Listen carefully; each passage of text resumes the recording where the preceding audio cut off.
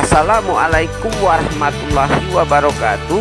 Sahabat dan rekan tani sekalian dimanapun berada, salam tani. Bersama saya kembali Budi Harto di channel Panduan Budidaya Tanaman. Namun perlu saya ingatkan, kiranya dalam menonton dan menyimak video-video saya, hendaknya dilakukan secara utuh dan tuntas agar tidak terjadi kesalahpahaman dan salah dalam penafsiran. Dan jangan lupa pula untuk selalu dukung channel ini dengan cara klik tombol like, subscribe, serta tanda lonceng agar sahabat dan rekan tani bisa selalu menyimak dan mendapatkan pemberitahuan tentang video-video terbaru dari saya yang insya Allah bisa memberikan manfaat peningkatan wawasan dan pemahaman dalam hal teknis berbudidaya tanaman.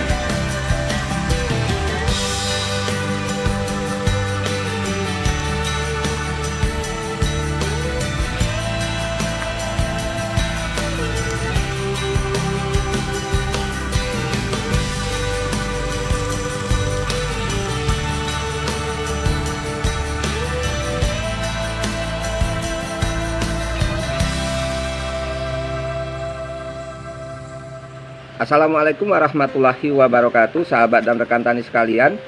Salam tani, bersama saya kembali Budi Harto di channel Panduan Budidaya Tanaman.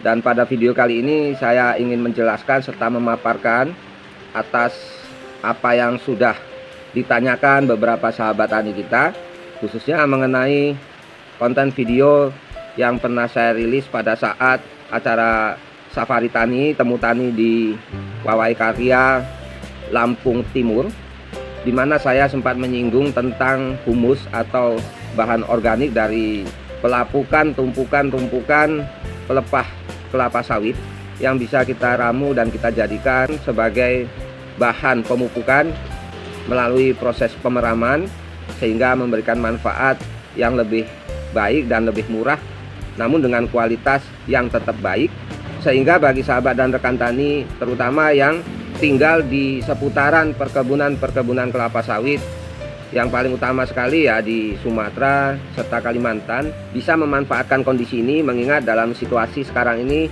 di mana pupuk juga lumayan langka, terutama pupuk subsidi, sehingga dengan langkah-langkah yang akan saya jelaskan nanti bisa memberi solusi terbaik dan kemudahan bagi sahabat dan rekan tani untuk tetap bisa melakukan budidaya tanaman meski dalam kondisi kelangkaan pupuk sekalipun.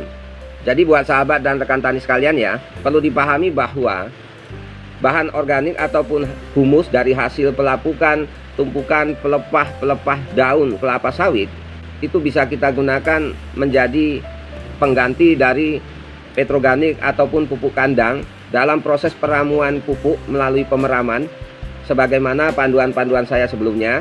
Apalagi kalau kita melihat bahwa secara struktur dan tekstur bahan baku dari humus atau bahan organik hasil pelapukan pelepah daun kelapa sawit tersebut bisa kita bedah secara kandungannya, yang mana pada humus tersebut secara otomatis akan banyak mengandung unsur hara esensial yang dibutuhkan tanaman, baik unsur hara makro maupun mikro. Mengingat pelepah kelapa sawit itu akan tersusun oleh serat ataupun selulosa yang sangat keras, yang juga banyak mengandung silika.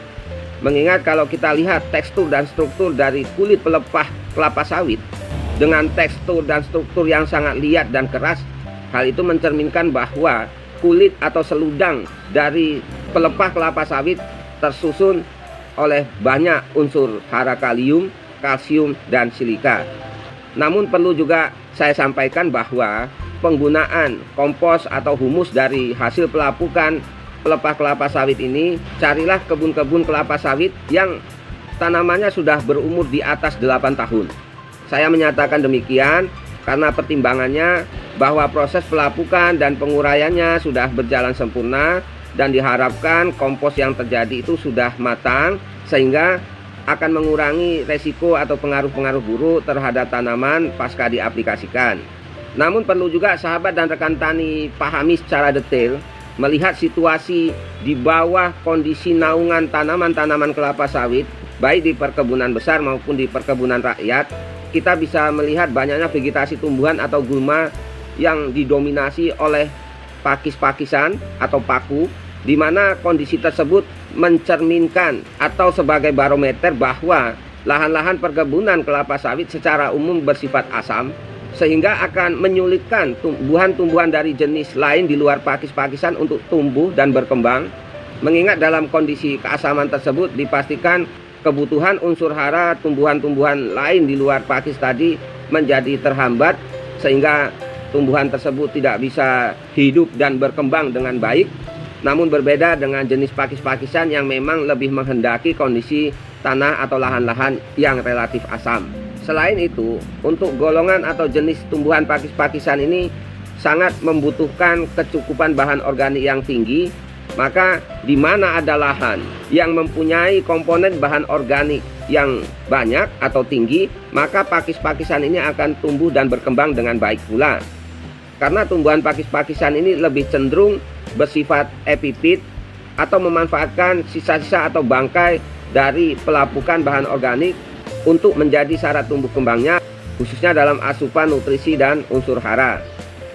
Maka daripada itu, dengan hal-hal yang sudah saya jelaskan dan karakter kondisi lahan perkebunan kelapa sawit, bukan saja lahannya yang bersifat asam, tapi dipastikan kompos atau humus hasil pelapukan dari pelepah kelapa sawit tadi juga akan bersifat asam pula. Maka daripada itu, kita butuh proses pemeraman untuk meredam keasamannya, sehingga kita bisa mendapatkan unsur hara yang begitu kaya yang terdapat pada kompos atau humus hasil pelapukan pelepah kelapa sawit tadi. Di luar daripada itu, saya juga perlu menekankan dan sampaikan ke sahabat dan rekan tani bahwa untuk penggunaan humus atau kompos hasil pelapukan dari pelepah kelapa sawit sangat tidak saya sarankan kita lakukan untuk pemupukan di musim penghujan, mengingat secara karakternya kompos-kompos tersebut selain bersifat asam, kompos organik dari hasil pelapukan pelepah di perkebunan kelapa sawit lebih cenderung mengandung nitrogen organik yang sangat tinggi. Mengingat nitrogen yang terkandung di kompos tersebut lebih cenderung bisa bertahan untuk tidak menguap karena selalu ternaungi dan terlindungi oleh kanopi daun-daun kelapa sawit dari pengaruh radiasi sinar matahari. Dan kondisi tersebut berlangsung secara terus-menerus dan berkesinambungan dalam jangka waktu yang panjang sampai puluhan tahun. Maka daripada itu, kompos atau bahan organik hasil pelapukan dan pembusukan dari pelepah-pelepah kelapa sawit tadi akan banyak menabung dan menyimpan unsur hara nitrogen organik. Dan apabila nanti hasil pemeraman pupuknya kita aplikasikan ke tanaman di musim penghujan, disangsikan akan mengurangi tingkat ketahanan tanaman, khususnya terhadap pengaruh buruk atau pengaruh ekstrim cuaca maupun pengaruh patogen hama penyakit, terutama jamur dan bakteri. Namun hasil dari proses fermentasi dengan mencampurkan kompos atau humus pelepah kelapa sawit, saya yakin respon pasca aplikasinya bisa setara dengan pengaplikasian pupuk NPK 16 atau pupuk SS atau disebut juga pupuk amopos, sehingga pada proses ketersediaannya itu lebih cenderung untuk merangsang percepatan pertumbuhan jaringan vegetatif, mengingat pada kompos tersebut juga mengandung enzim dan hormon yang sudah terproses secara alami oleh bakteri pengurai atau dekomposer. Maka daripada itu, dengan penjelasan tadi, saya lebih menyarankan penggunaan pupuk peram yang salah satu komponennya dari bahan humus atau kompos pelepah kelapa sawit ini untuk kita aplikasikan atau kita gunakan pada saat kita berbudidaya tanaman di musim kemarau. Adapun susunan komposisi nantinya dalam hal meramu dan membuat peraman pupuk tersebut, yaitu kompos kelapa sawit 100 kg yang kita tambahkan pupuk SP atau Vertipos, atau yang terbaik itu adalah TSP sebanyak 10-15 kg, baru kita tambahkan dengan dolomit atau kalsit sebanyak 50 kg, dilanjut dengan penambahan abu sekam sebanyak 10 kg, baru kita tambahkan juga deterjen serbuk sebanyak 1 kg. Kemudian campuran daripada kompos pelepah kelapa sawit TSP, dolomit, dan abu sekam serta deterjen serbuk tadi kita aduk merata, baru kita semprot dengan cairan yang mengandung FNS dosis 100 ml per 10 liter ditambahkan dengan Saka andalan dosis 75 ml per 10 liter dan Protextar dosis 25 ml per 10 liter air. Artinya campuran pupuk yang sudah kita aduk merata tadi kita semprotkan dengan FNS dosis 100 ml ditambah Saka andalan dosis 75 ml dan ditambahkan lagi 25 ml Protextar yang dilarutkan dalam 10 liter air. Ketika kita menyemprotkannya itu sambil diaduk sehingga tidak membuat campuran tadi becek atau ngempel gitu, yang nantinya diharapkan lebih mudah untuk diaplikasikan.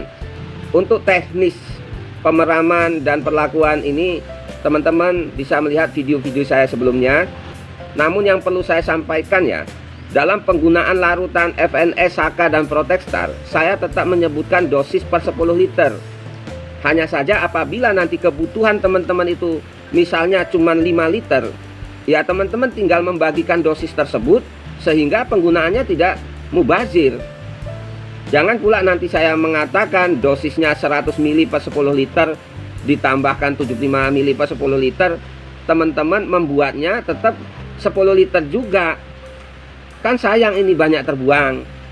Ya kalau yang mau kita aplikasikan lahannya itu sedikit sehingga membutuhkan pupuk peram sedikit, yang diestimasikan penggunaan cairan semprotnya itu hanya sekitar 3 liter, ya teman-teman tinggal bagikan dosis 100 ml per 10 liter itu untuk kebutuhan yang 3 liter gitu ya. Jadi demikian ya sahabat dan rekan tani sekalian, mudah-mudahan dengan pemaparan dan penjelasan serta saran panduan saya ini bisa memberikan manfaat terbaik bagi saya pribadi maupun sahabat dan rekan tani, khususnya yang banyak tinggal di seputaran perkebunan kelapa sawit. Saya Budi Harto dari Stabat Langkat, Sumatera Utara. Jayalah selalu petani Indonesia dan salam tani. Barakallahu fikum. Wassalamualaikum warahmatullahi wabarakatuh.